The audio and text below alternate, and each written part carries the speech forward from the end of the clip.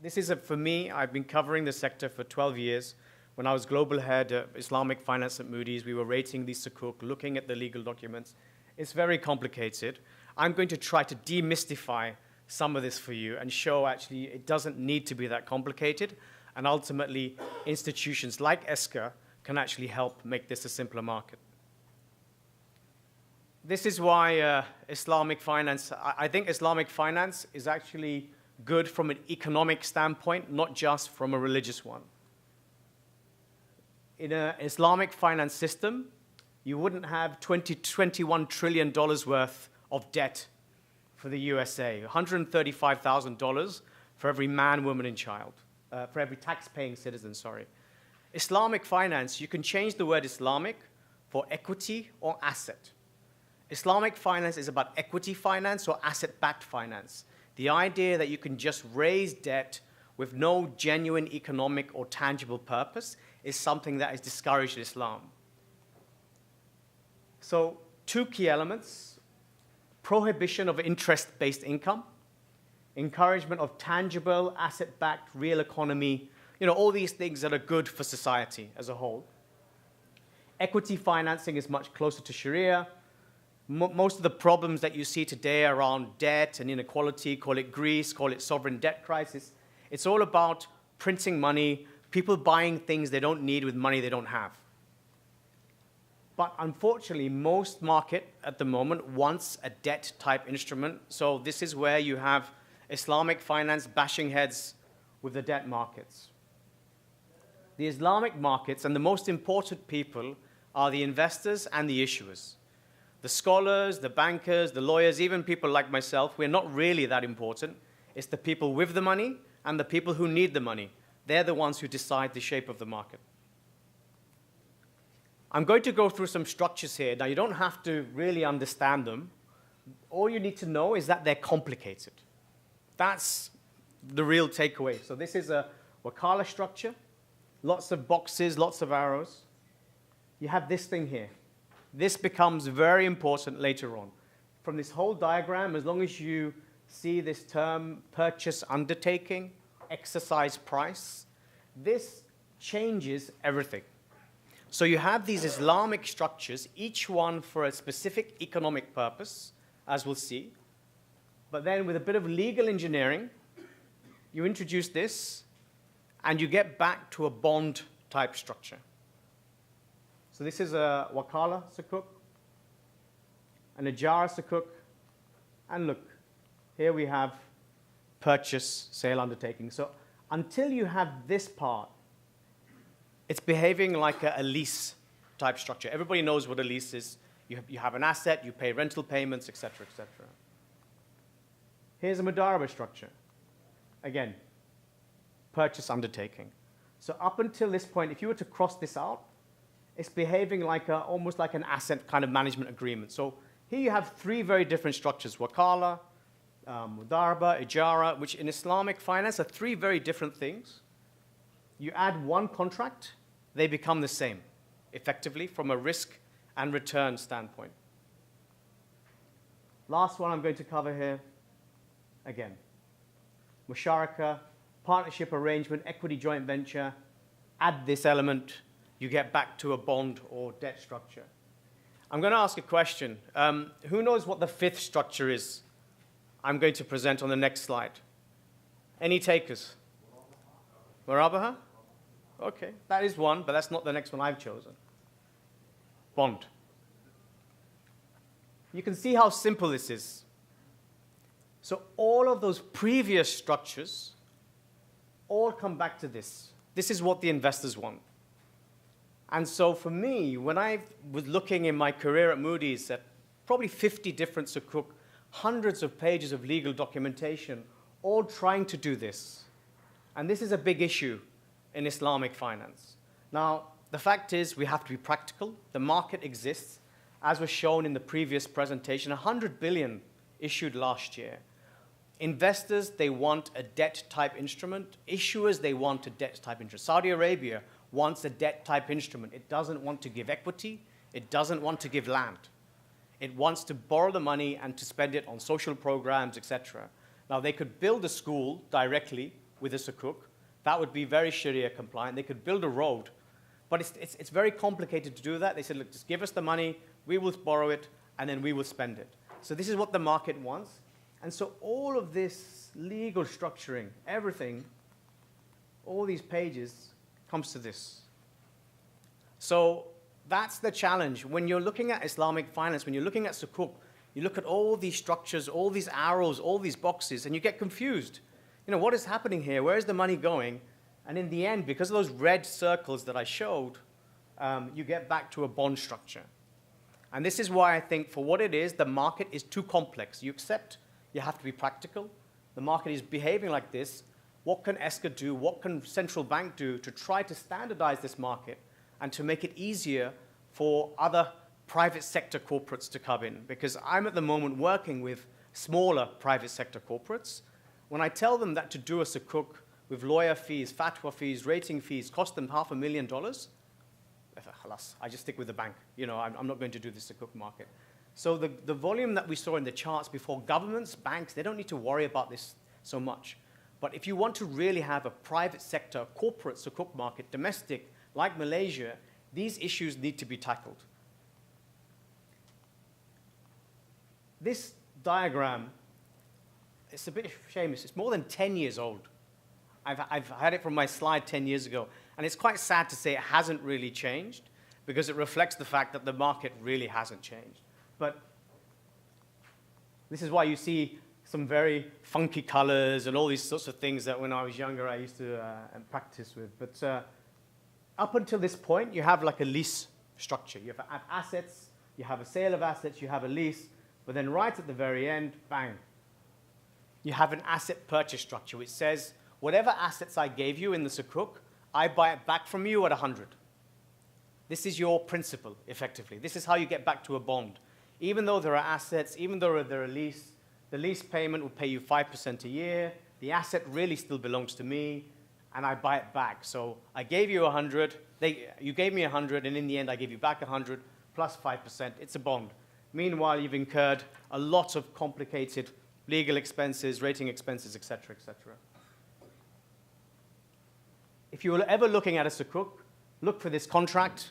If there's one contract like this, then you know the performance is like a bond. So all of those 600 pages, you don't have to read them. You just have to look for this one. So the key takeaway from that session, you will see Wakala, you will see Ijara, you will see all of these. Now, 95% of Sukuk are like a bond. So this doesn't really matter. This terminology is being in some ways abused. And this, as we shall see, is what has led to Dana gas. There's a tension between the equity and asset principles of Islamic finance and debt. The two things don't really fit together very well.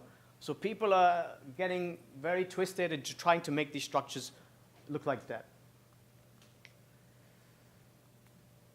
So Dana gas.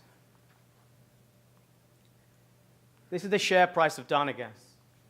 This is what happened when they announced that their Sukuk was not compliant with Sharia principles of the UAE. Bang. Up again, 100, up again, up again. 85%.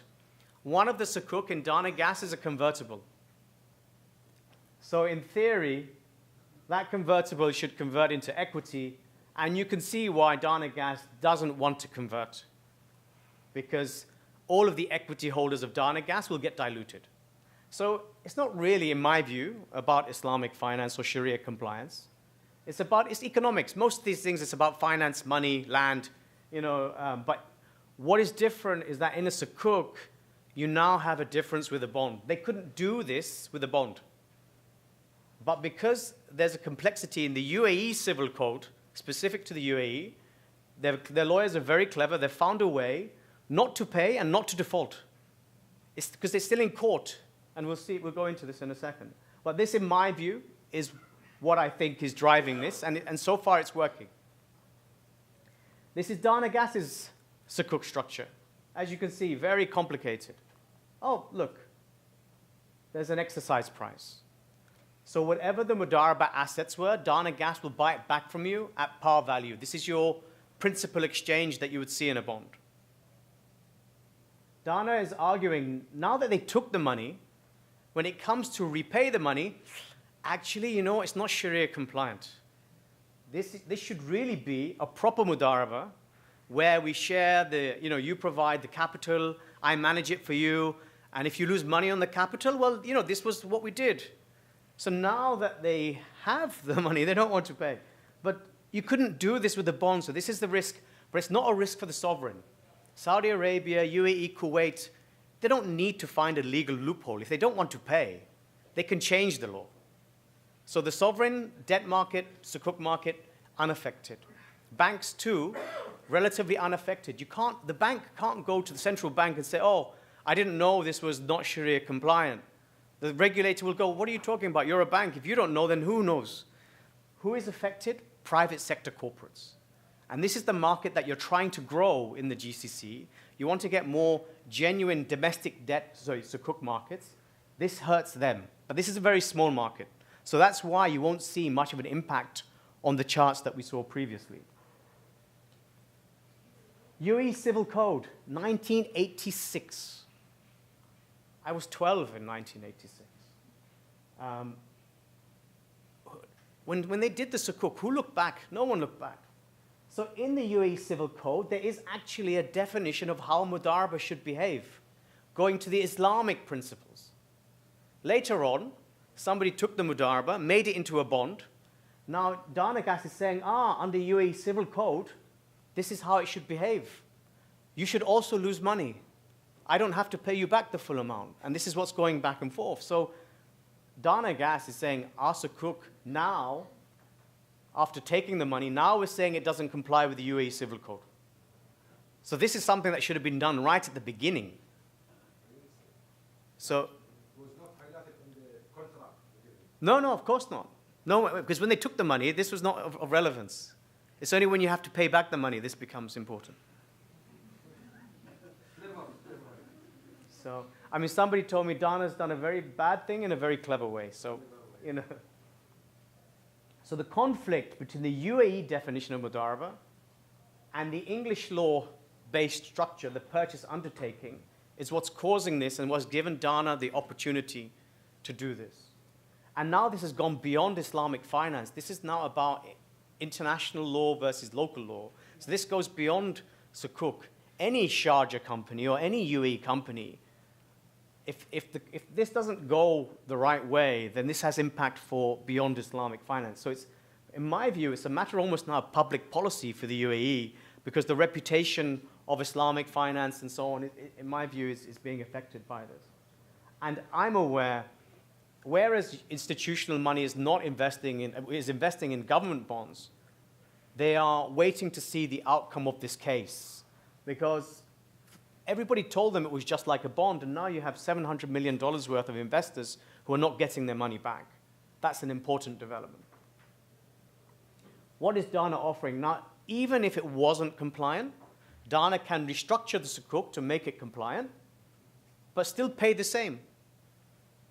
But they want to pay half the profit rate, a tenor of 4 years, no conversion. They want to remove the convertible because now the equity price has gone up. They don't want the convertible. Whereas, of course, the Sukuk holder, he wants the convertible. That's why he bought the Sukuk. It was a risky company. He accepted a lower profit rate because there's an upside option for the equity. That's why he did it. Either way, now the creditors have been weakened in the negotiation. Now maybe they're thinking, I'm happy if I get my money back, forget the convertible. So it's already working. This is from the legal documentation. Dana has agreed under the English law documents to submit will first apply English law rather than Sharia principles. So even within the legal contract, they've said they will follow English law.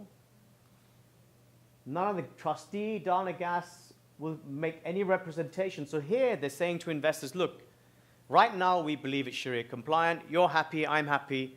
We will do the transaction. But then when it came to paying back, they've ignored even the language in their own documentation. So again, this shouldn't be happening, but here we are. On the 17th of December, the English court said that the purchase undertaking is enforceable. So on all those diagrams, that red circle that you saw, that the investors are relying upon, English court said, yes, of course, it's a contract. You took the money, you pay back. Okay, it's a good result. Problem over, no one needs to worry.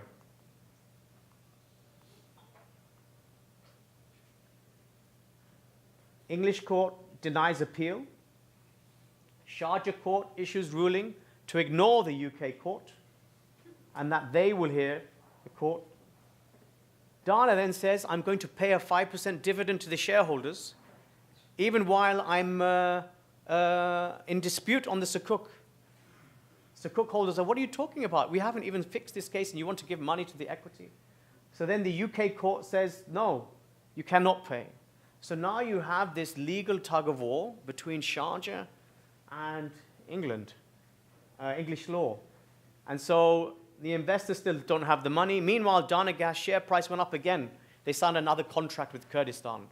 So you can argue a distressed restructuring is a normal course of life. It's nothing to do with Islamic finance. If a company is in problem, you sit down, you work it out, and hopefully you fix the issue. Dana Gas is getting stronger and stronger and stronger, and yet they're still not willing to pay the money to the Sukuk holders. So that's where the ethical element comes in. But there's a lot of money on the table here. You're talking upside of 20, 30, 40, $50 million that can be taken from the equity and given to the debt effectively. So it's economics that drive it. But just to show the complexity of Sukuk has allowed the exploitation by a defaulter. So this is where the last part, very short. In my view, the GCC Sukuk market has been very open, very free. Everybody does what they want. Malaysia, it's much more standardized, much more top-down, National Sharia Board, the Securities Commission. Everybody's working together, and they've created a very standardized liquid market. Investors, issuers, they all know the instruments that are being traded. It's much more cost-efficient, etc. Here, when every Sukuk is maybe a different structure or a different sort of set of documentation, it means an investor has to look at every Sukuk individually. Every Sukuk, if it's not necessarily part of a standard, maybe this one is vulnerable to a Dana Gas type challenge. It's expensive. When you have more standardized Sukuk, the cost falls, and then maybe more private sector corporates can start to issue Sukuk. So in my view, the goal should be satisfying the needs of issuers and investors. A lot of advice, and my apologies to any lawyers or Sharia scholars or bankers in the room, you should ignore them. Because while the market is more complicated, it benefits them. A standardized market is actually, for a Sharia scholar, if central bank gives one fatwa and says, look, this is our central bank endorsed Sukuk al-Mudaraba, that means all of that business now, the corporates can use this structure, but then all of the other service providers, they lose out. But you can argue the market gets bigger. You know, it's the bond market. People could try and keep the bond market complicated. They haven't. But look at the size of it, $20 trillion. So in my view, having a standardized market means things become cheaper and simpler. In the short term, that might hurt some people, even people like me. But in the long term, it grows faster, quicker, deeper, all these good things about standards. National Sharia boards. If there was a Sukuk endorsed by ESCA and it had the National Sharia Board approval, you think Dana Gas could then say this Sukuk is not Sharia compliant? They would go against the National Sharia Board. They can't. You think the Sharjah court would say, exactly. So this is, you know, I see some nodding heads. So the solution is relatively simple. It's been out there for over 10 years, but no one's really interested in doing it because it breaks the business model for a lot of people. But meanwhile, it's only the rich issuers, sovereigns, banks who can do, you know, they can afford this. The fatwa scholars, they charge 50,000 every single fatwa. If National Sharia Board provides one and says, Esker, this is your Mudaraba Sukuk, it's a problem for some people. So this is, I'm being very open here, but this is why it's taken so long.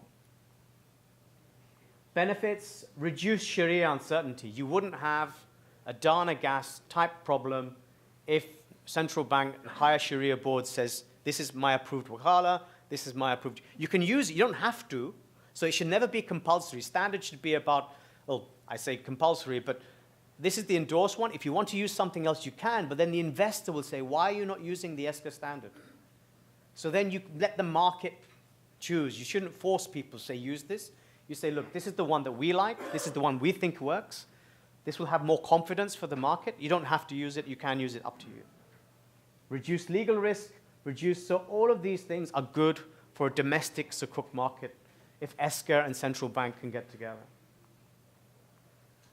The negative, the one that I always hear against standardization, people say, oh, it reduces innovation. You know, it reduces flexibility, it reduces creativity. I don't think it's innovation to find 5 different ways or 50 different ways to replicate a bond and to make it more complicated so that people like Dana can then use it. That's not innovation for me.